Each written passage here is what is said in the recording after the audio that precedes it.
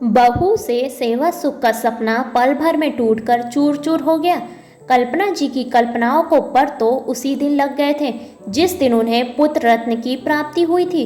तब से लेकर अब तक कल्पना जी की बस यही अभिलाषा है कि वह अपने बहू से वो सारी सेवाएं करवाएंगी जो अब तक वो अपनी सास के लिए करती आई हैं। जब भी बहू की बात चलती है तो कल्पना जी के चेहरे पर चमक दौड़ जाती है और कई तरह के सपने उनकी आंखों में तैरने लगते हैं।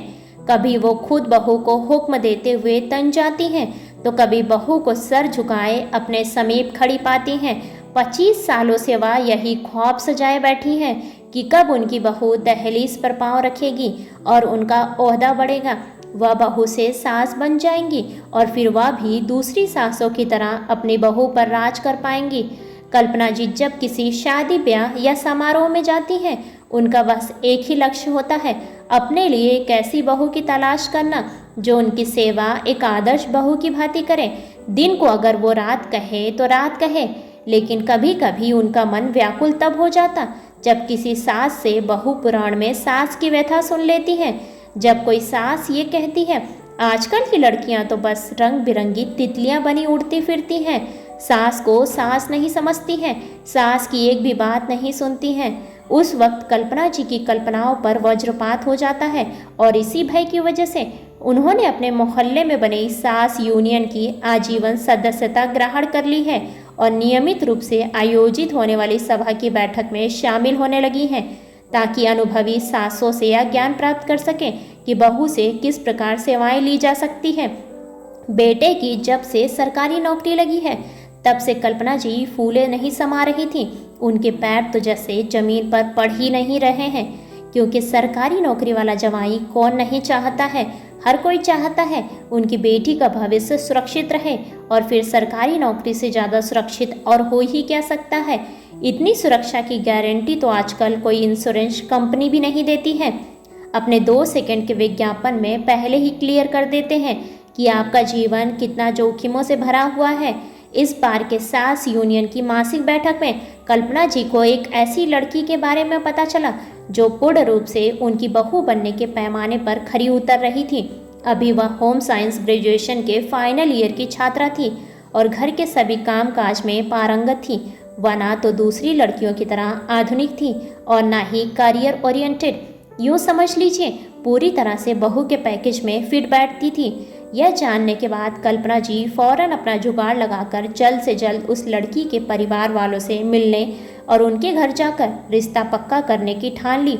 और जब कल्पना जी ने अपने पति से इस बारे में बात की तो उन्होंने कहा, श्रीमती जी, एक बार अपने बेटे की मर्जी तो जान लीजिए, जिसे उस लड़की के संग अपनी पूरी जिंदगी गुजारनी है। कहीं ऐसा ना हो बहू से सेवा सुख की चाह में आप अपने बेटे का सुख गंवा बैठे। कल्पना जी उस लड़की के घर जाकर शादी तय करने की योजना बनाने लगी। उन्होंने अपनी प्योर सिल्क की वह साड़ी भी निकाल ली जो खास मौके पर पहनने के लिए सहेज कर रखी थी उन्होंने। आखिरकार अब उन्हें अपना सपना साकार होता हुआ नजर आ रहा था। निश्चित तिथि पर कल्पना जी घर के सारे काम निपटाकर तैयार होकर अपने पति और बेटे का इंतजार करने लगी। सुबह से दोपहर हो गई थी लेकिन दोनों का कुछ भी पता नहीं था। अब तक दोनों घर भी नहीं लौटे थे और उनका मोबाइल भी स्विच ऑफ आ रहा था।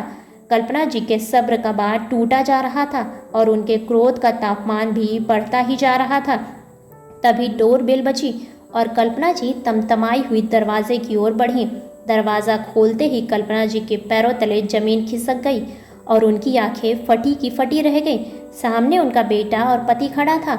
वह कुछ बोलती इससे पहले उनका बेटा बोल पड़ा, मम्मी, ये आपकी बहू सपना है। हम एक दूसरे से प्यार करते हैं। ये मेरे ही दफ्तर में काम करती है। हमारा दूसरे शहर में ट्रांसफ़र हो गया है और वहाँ हम दोनों साथ में रहना चाहते हैं, इसलिए हमने पापा की उपस्थिति और आशीर्वाद से शादी कर ली है। हमें आज ही निकलना है। हम आपका आशीर्वाद लेने आए हैं। ऐसा कहकर दोनों कल्पना जी के चरण स्पर्श करके उनसे आशीष लेकर चले गए और कल्पना जी उन्हें जाते हुए देखती रह गईं। उनके वर्षों का सपना पल भर में टूटकर चूर चूर हो गया था। तभी दूर कहीं से गाने की आवाज़ सुनाई पड़ी, सपना मेरा टूट गया। यह गाना सुनकर जब कल्पना जी ने अपने पतिदेव की ओर देखा तो पतिदेव मुस्कुरा रहे थे। यह देख कल्पना जी भी मुस्कुराती हुई बोली, चलो मैं चाय बना कर लाती हूँ। झूले पर बैठकर साथ में चाय का आनंद लेते हैं। ऐसे ही बेहतरीन कहानियों को सुनने के लिए वीडियो को लाइक और चैनल को सब्सक्राइब करें और अपने विचार कमेंट्स बॉक्स में कमेंट्स करके हमें ज़रूर बताएं। धन्यवाद।